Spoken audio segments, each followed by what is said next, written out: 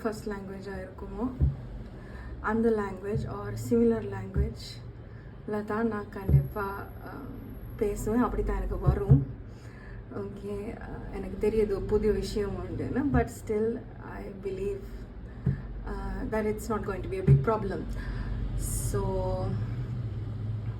in the reading, particularly this reading, for me it's in the Malayalam language. So Malayalam സംസാരിക്കുന്ന ഒരാൾ കേൾക്കേണ്ട ഒരു reading ആണ് ഇത്. ആദ്യം തന്നെ പറയാം, ഈ റീഡിങ്ങിൽ എന്തെങ്കിലും ഒരു കാര്യമോ അല്ലെങ്കിൽ എല്ലാ കാര്യവും പാതി ജനറലായിരിക്കും, പിന്നെ ബാക്കി പാതി കുറച്ച് സ്പെസിഫിക് ആയിരിക്കും. എന്തായിരുന്നാലും സ്വന്തം ലൈഫിലോട്ട് ഭയങ്കര കഷ്ടപ്പെട്ടിട്ട് റിലേറ്റ് ചെയ്യാൻ നോക്കുകയാണെങ്കിൽ ഈ വീഡിയോ വിട്ട് വേറൊരു വീഡിയോവോ അല്ലെങ്കിൽ ഈ വീഡിയോ പിന്നത്തേക്ക് കാണാൻ വേണ്ടി ശ്രമിക്കുക. കാരണം ഫോഴ്സ് ചെയ്തിട്ടോ കഷ്ടപ്പെട്ടിട്ടോ ഈ വീഡിയോ റിലേറ്റ് ചെയ്യേണ്ട ആവശ്യമില്ല. എല്ലാ വീഡിയോസും എല്ലാവർക്കായിട്ടും ഉണ്ടാവില്ല. ഞാനൊരു പെർട്ടിക്കുലർ ഫ്രീക്വൻസിയിലുള്ള ആൾക്കാർക്ക് വേണ്ടിയിട്ടാണ് ഓരോ വീഡിയോയും ചെയ്യുന്നത്. അപ്പോൾ ഒബ്വിയസ്ലി ഇത് കാണുന്ന താങ്കൾക്കാണ് ഈ റീഡിംഗ് എന്ന് വെച്ചാൽ ഇൻസ്റ്റൻ്റ്ലി മനസ്സിലാവും, ക്ലിക്കാവും. ക്ലിക്കായില്ലെങ്കിൽ അത് പ്രശ്നമില്ല, വേറൊരു ദിവസം ചിലപ്പോൾ ക്ലിക്കാവും, അല്ലെങ്കിൽ വേറൊരു വീഡിയോ ആയിരിക്കും താങ്കൾക്കുള്ളത്.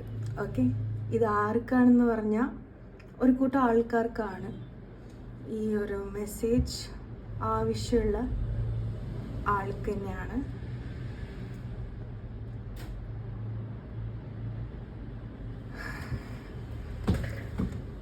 ഇപ്പോൾ അതിനെപ്പറ്റി സംസാരിക്കാൻ പോയി കഴിഞ്ഞാൽ ബേസിക്കലി ഇപ്പോഴുള്ള പ്രശ്നം മൂവ് ഓൺ ചെയ്യാൻ പറ്റുന്നില്ല എന്നുള്ളതാണ്.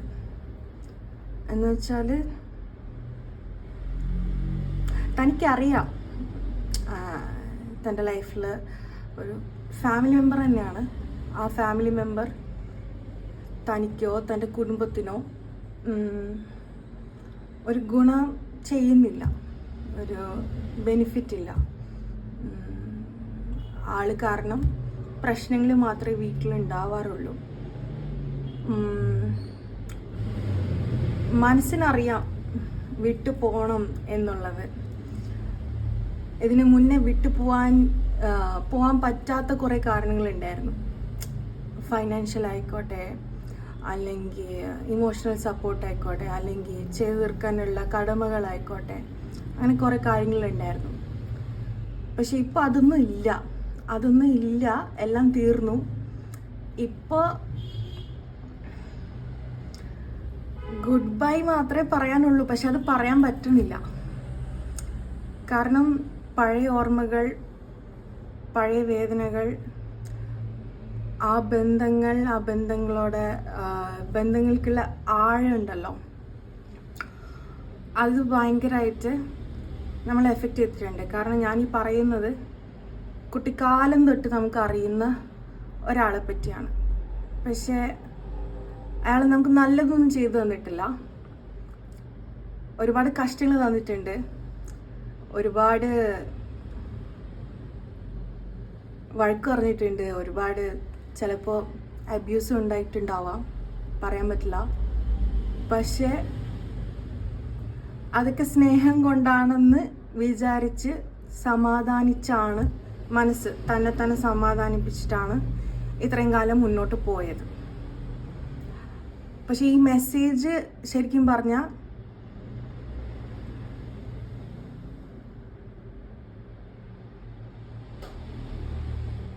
കഴിഞ്ഞു എന്നാണ് പറയുന്നത്. ആരെങ്കിലും പറയാൻ വേണ്ടിയിട്ടാണ് വെയിറ്റ് ചെയ്യുന്നതെങ്കിൽ ഇപ്പോൾ പറയാ, വിട്ടേക്ക്. വിചാരിക്കുന്ന അത്ര പ്രശ്നമൊന്നും ഉണ്ടാവില്ല. കാരണം നമുക്കറിയാൻ പറ്റാത്ത ഒരു തലമുണ്ടല്ലോ, ഒരു സ്പിരിച്വൽ വേൾഡ് ഉണ്ട്. അവിടുന്ന് ഒരുപാട് സപ്പോർട്ടുണ്ട്. അതുകൊണ്ട് ഇയാളുടെ കൂടെ ഉള്ള റിലേഷൻഷിപ്പ് അല്ലെങ്കിൽ ഇയാളുടെ കൂടെ ഉള്ള ബന്ധം വിടണോണ്ട് വരുന്ന പ്രശ്നങ്ങൾ എല്ലാ പ്രശ്നവും, ചെറിയ പ്രശ്നമായിക്കോട്ടെ വലിയ പ്രശ്നമായിക്കോട്ടെ, ലോജിക്കലി നോക്കുമ്പോൾ ആ പ്രശ്നങ്ങൾ വരും. പക്ഷെ അത് നമ്മൾക്കൊരു പാഠമായിട്ടാണ് വരാം. എന്ന് വെച്ചാൽ നമുക്ക് താങ്ങാൻ പറ്റുന്ന അത്രേ വരുള്ളൂ. നമ്മൾ അറിയാത്തോണ്ടേ, നമ്മൾക്ക് പരിചയമില്ലല്ലോ, ആളെ വിട്ട് ജീവിക്കുന്ന പരിചയമില്ല. ജീവിതം ഇത്ര കാലം വരേക്കും ആളില്ലാത്തൊരു ജീവിതം ഉണ്ടായിട്ടില്ല. ആ പുതുമ, ആ ഒരു അൺനോൺ തിങ് അതെങ്ങനെ ഉണ്ടാവും, അതെനിക്ക് ഹാൻഡിൽ ചെയ്യാൻ പറ്റുമോ ഇല്ലയോ, അത് വിചാരിച്ച് ആണ് ഇപ്പോൾ ഉള്ള പ്രശ്നം. ഈ പ്രശ്നമുള്ള ആൾക്കാണ് ഈ റീഡിങ്. ഓക്കെ, അതാണ് ഞാൻ പറയാൻ വന്നത്.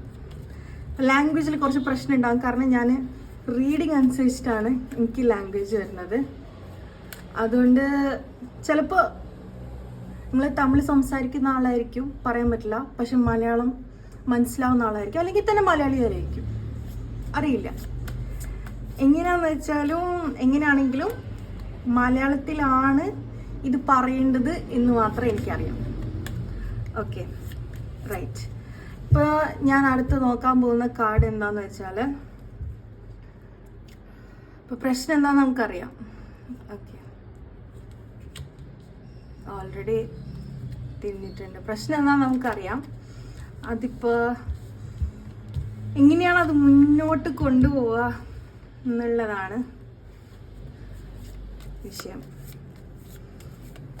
ഇതാണ് പോയി എത്തേണ്ട ഇടം. ഏസ് എന്ന് പറയുമ്പോൾ ഒക്കെ ഇറ്റ്സ് നോട്ട് ലൈക്ക് എല്ലാം നേടിയെടുത്തു. ഏസ് എന്ന് പറയുന്നത് A+ ഒന്നല്ല, തുടക്കമാണ്. തുടക്കം എന്ന് പറഞ്ഞാൽ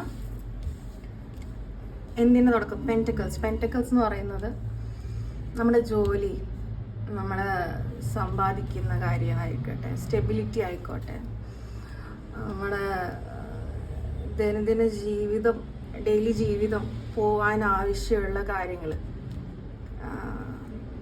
ചെലവ്, നമ്മുടെ ഹെൽത്ത്, നമ്മുടെ ജോലി, അങ്ങനത്തെ കാര്യങ്ങൾക്കൊക്കെ ഒരു സ്റ്റക്കായിട്ടാണ് ഇപ്പോൾ ഉള്ളത്. എന്നുവെച്ചാൽ പറ്റായിട്ടല്ല, ജോലി കിട്ടായിട്ടല്ല, നോക്കായിട്ടല്ല, പക്ഷെ ഈ ഒരു ബാധ്യത ഞാൻ പറയൂല, വിട്ടുപോകേണ്ട ഒരു കാര്യമാണ്, നമുക്ക് ഗുണകരമില്ലാത്തൊരു കാര്യമാണ്. അത് വിട്ടുപോകുന്നത്, അയാളെ വിട്ടുപോകുന്നത് ആക്ച്വലി സെൽഫിഷ് അല്ല. അതാണ് ഏറ്റവും കൂടുതൽ നമ്മളെ പിന്നോട്ട് വലിക്കുന്നത്. നമ്മളേതോ സെൽഫിഷ് ആയിട്ടുള്ള കാര്യമാണ് ചെയ്യാൻ പോകുന്നത്. കാരണം ഇത് കൂടുതലും എനിക്ക് വരുന്നത് ഒരു ഫാമിലി മെമ്പർ ആയതുകൊണ്ടാണ്. ചിലപ്പോൾ അച്ഛനായിരിക്കാം, അമ്മയായിരിക്കാം. അപ്പം നമ്മുടെ കൾച്ചർ അനുസരിച്ച് ഭയങ്കര ബുദ്ധിമുട്ടല്ലേ അങ്ങനെ മാറി നിൽക്കാനോ അല്ലെങ്കിൽ തനിച്ച് ജീവിക്കാൻ സ്റ്റാർട്ട് ചെയ്യുന്നതായിരിക്കട്ടെ, മൂവ് ഔട്ട് ചെയ്യുന്നതായിരിക്കട്ടെ, അതൊക്കെ ഭയങ്കര ബുദ്ധിമുട്ടുള്ള കാര്യങ്ങളാണ്, എനിക്ക് മനസ്സിലാവും. പക്ഷെ ഇത് കൂടുതലും പറയുന്നത് ഫിസിക്കലായിട്ട് വീട് വിട്ടിറങ്ങി അല്ലെങ്കിൽ വീട്ടിൽ നിന്ന് അയാളെ അങ്ങനെയൊന്നല്ല ഞാൻ പറയുന്നത്. മനസ്സിൻ്റെ ഉള്ളിൽ നിന്ന് അയാളെ നീക്കുക. അതെങ്ങനെയാന്ന് വെച്ചാലേ,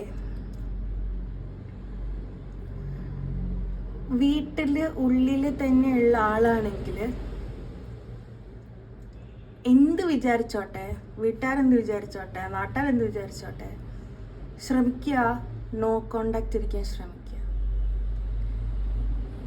ഈ ഒരാളുടെ കൂടെ കോണ്ടാക്റ്റിൽ ഇരിക്കുന്നത് തന്നെ ഒരു തലവേദനയാണ്.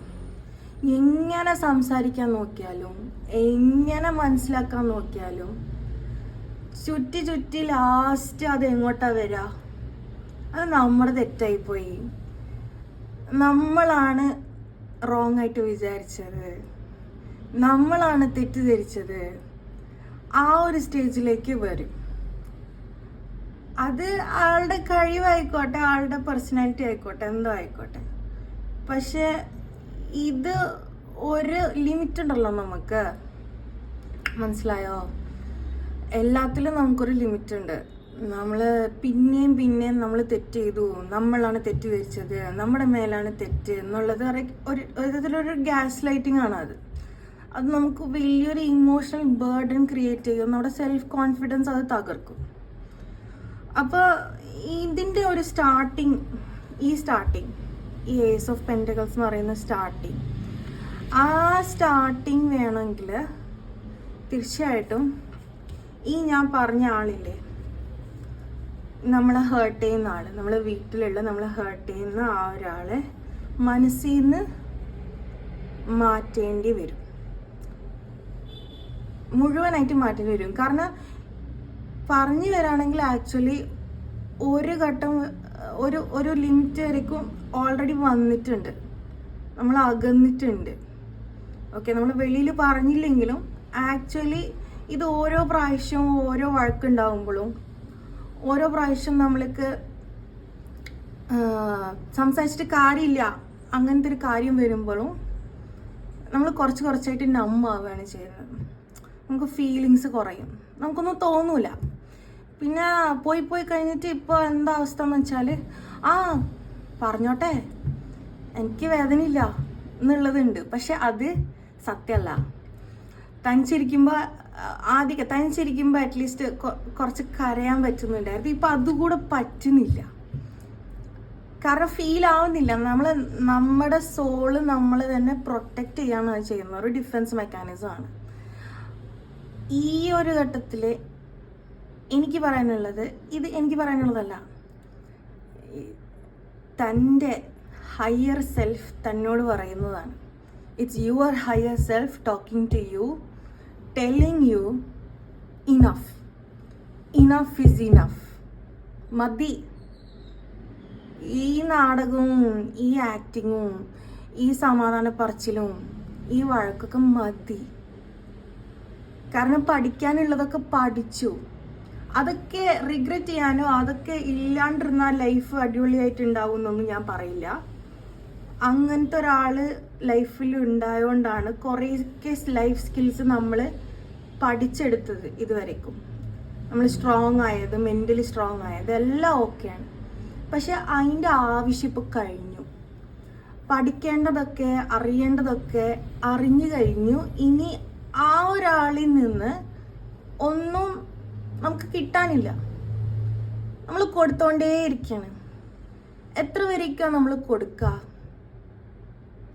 നമ്മൾ ഡ്രെയിൻ ആവൂലേ? നമ്മൾക്കൊരു ലിമിറ്റില്ലേ? ആ ലിമിറ്റ് താണ്ടി വന്നു.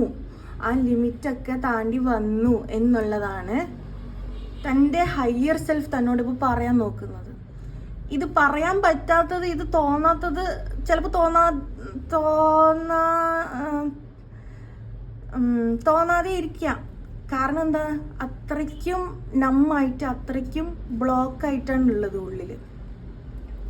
നമ്മുടെ ഉൾമനസ്സിന് പോലും നമ്മളുടെ അടുത്ത് കമ്മ്യൂണിക്കേറ്റ് ചെയ്യാൻ പറ്റാത്തൊരവസ്ഥയാണ്. അത് വല്ലാത്തൊരവസ്ഥയാണ്. എനിക്ക് ആ വിഷമം ഇപ്പൊ ഫീൽ ആകുന്നുണ്ട്. അതാണ് ഞാൻ പറയുന്നത്. ഇത് താൻ ഡിസേർവ് ചെയ്യുന്നില്ല, ഒരിക്കലും ഇല്ല. ഒരു കുട്ടിയും ഡിസേർവ് ചെയ്യാത്തൊരു കാര്യമാണ്. എന്ന് വെച്ച് കഴിഞ്ഞതൊക്കെ കഴിഞ്ഞു. അതിൽ നിന്ന് നമ്മൾ നല്ലൊരു പാഠങ്ങൾ നമ്മൾ പഠിച്ചെടുക്കുക, നമ്മൾ കാര്യങ്ങൾ അറിയുക, എങ്ങനെ ആളുകളുടെ കൂടെ ഡീൽ ചെയ്യാം എന്നൊക്കെ നമ്മൾ മനസ്സിലാക്കുക. പക്ഷേ ഈ ഒരു കാർഡ് കണ്ടോ, 8 ഓഫ് കപ്സ്. ഇതിൽ ഇപ്പോൾ ഇയാളുടെ കുറേ കപ്സ് ഉണ്ട്. ഈ കപ്സ് എന്ന് പറയുന്നത് ഇമോഷൻസ് ആണ്, ഓരോ ബോണ്ട്സ് ആണ്, ഓരോ ഇമോഷൻസ് ആണ്. ഈ ഇമോഷൻസൊക്കെ വിട്ടിട്ട് അതൊക്കെ അവിടെ വെച്ച് പുള്ളിക്കാരൻ പുതിയൊരിടത്തിലോട്ട് ഇങ്ങനെ പോയിക്കൊണ്ടിരിക്കുകയാണ് basically. So it's like new territory. But this card is in reverse for you. എനിക്കാണ് റിവേഴ്സ് ആണ് എന്ന് വെച്ചാൽ ഇത് ചെയ്യാനാണ് പറ്റാത്തത്. മൂവ് ഓൺ ചെയ്യാൻ നമ്മൾ കഷ്ടപ്പെട്ട് ഇതൊക്കെ നമ്മൾ ഓരോരോ കാര്യങ്ങൾ നമ്മൾ മനസ്സിലാക്കി അവരെ മനസ്സിലാക്കിപ്പിച്ച് നമ്മൾ എന്തൊക്കെയോ നമ്മൾ റിലേഷൻഷിപ്പിൽ നമ്മൾ ബിൽഡ് ചെയ്തു എന്ന് നമ്മൾ വിചാരിക്കും. പക്ഷെ അതൊക്കെ ടെമ്പററി ആണ്. അതൊക്കെ പിടിച്ചോണ്ടിരുന്നാൽ പിന്നെ നമുക്ക് വരാനിരിക്കുന്ന നല്ല കാര്യങ്ങൾക്ക് ഭയങ്കര ഡിലേ ആവും. ആ വരാനിരിക്കുന്നതാണ് ഈ Queen of wands. Queen of wands എന്ന് പറയുന്നത് തൻ്റെ ഡിസയേഴ്സ് ആയിക്കോട്ടെ, പാഷൻ ആയിക്കോട്ടെ, മോട്ടിവേഷൻ ആയിക്കോട്ടെ, അത് റൂൾ ചെയ്യുന്ന മെച്യോറിറ്റിയോടുകൂടി, എന്ന് വെച്ചാൽ അഭിനയിച്ചല്ല, വെളിയിൽ ഞാൻ ഓക്കെയാണ് ഞാൻ കാമാണെന്ന് പറഞ്ഞിട്ട് ഉള്ളിൽ കരയുന്നതല്ല. ആക്ച്വലി ഉള്ളിൽ നിന്നും വെളിയിൽ നിന്നും നമുക്കൊരു കാര്യം ചെയ്യാനുള്ള കോൺഫിഡൻസും നമുക്കൊരു കാര്യം ചെയ്യാനുള്ള പാഷനും. കാരണം നമുക്ക് കുറേ കാര്യങ്ങൾ ചെയ്യാനുണ്ടേ. നമുക്ക് ജോലി, നല്ലൊരു ജോലി, ഇപ്പം ജോലി ഉള്ള ആളാണെങ്കിൽ ഈ ജോലി സാറ്റിസ്ഫാക്ടറി അല്ലെങ്കിൽ ഇതിനെക്കാട്ടും നല്ലൊരു ജോലി എടുക്കാനുള്ള നല്ലൊരു ചാൻസ് ഉണ്ട്. പിന്നെ നല്ലൊരു സ്റ്റേബിൾ ആയിട്ടുള്ള ലൈഫ്, ഒരു ഇൻകം, ഒരു ഫൈനാൻഷ്യൽ ഇൻഡിപെൻഡൻസ്, ഇതൊക്കെ വെയിറ്റ് ചെയ്യുന്നുണ്ട്. ഇതൊക്കെ നേടിയെടുക്കാൻ ആക്ച്വലി ഹാർഡ് വർക്ക് എന്ന് പറയുന്നത് അത്ര അത്യാവശ്യമല്ല. മൈൻഡ് സെറ്റ് ആണല്ലോ അത്യാവശ്യം. ഈ മൈൻഡ് സെറ്റ് ശരിയാക്കാൻ എല്ലാവരും പറയുന്നുണ്ട്.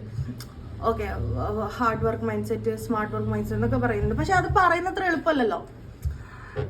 പക്ഷെ ഇപ്പൊ താൻ അറിയേണ്ട എന്താന്ന് വെച്ചാൽ ആ മൈൻഡ് സെറ്റ് വേണമെങ്കിൽ ഓൾറെഡി നമ്മുടെ മനസ്സിൻ്റെ ഉള്ളിലുള്ള കുറേ കച്ചറ എന്ന് ഞാൻ പറയില്ല, കുറേ വേസ്റ്റ് ഉണ്ട് നമ്മുടെ മനസ്സിൽ, ഓൾറെഡി കുറേ അഴുക്കുണ്ട്.